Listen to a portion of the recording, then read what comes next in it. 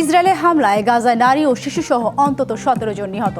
স্থানীয় সময় বৃহস্পতিবার ভোর থেকে বোমা হামলা চালায় ইসরায়েল। এদিকে গাজা সিটিতে যারা রয়ে গেছেন তাদের সবাইকে সন্ত্রাসী ঘোষণা করেছে ইসরায়েল।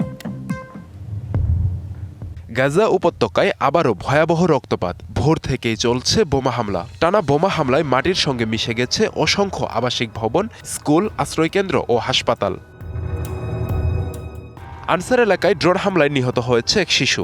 আল বুরেইজ শরণার্থী ক্যাম্পে নিহত হয়েছেন এক দম্পতি। মধ্য গাজায় বাস্তুচ্যুতদের ওপর হামলায় 9 জন নিহত ও 13 জন আহত হয়েছেন। আপনার প্রিয় কাপড়ের যত্নে এলো এনজাইম সমৃদ্ধ Arik silver wash detergent powder 500 গ্রাম মাত্র 70 টাকা। প্রিমার্ক। দেইর আল বালা ও খান ইউনিসে আরও কয়েক দফা হামলায় হতাহতের ঘটনা ঘটেছে। ইসরায়েলি সেনারা মানুষকে দক্ষিণে যেতে বললেও পরে আবার উপকূলীয় সড়কে হেলিকপ্টার, ড্রোন ও ট্যাঙ্ক দিয়ে তাদের পিছু ধাওয়া করছে। গাজা সিটিতে টিকে থাকা হাজারো মানুষকে শেষ সতর্ক বার্তা দিয়েছে ইসরায়েল। ইসরায়েলের প্রতিরক্ষামন্ত্রী জানিয়েছে, যারা এখনও রয়ে গেছেন তারা সবাই সন্ত্রাসী বা সন্ত্রাসের সমর্থক। এদিকে যুক্তরাষ্ট্রের প্রস্তাবিত যুদ্ধবিরতি পরিকল্পনা নিয়ে এখনও সিদ্ধান্তে পৌঁছাতে পারেনি হামাস। ইসরায়েলের লক্ষ্য অনুযায়ী সুবিধাজনক শর্ত থাকলেও তারা তা গ্রহণ করবে কিনা তা এখনও অনিশ্চিত।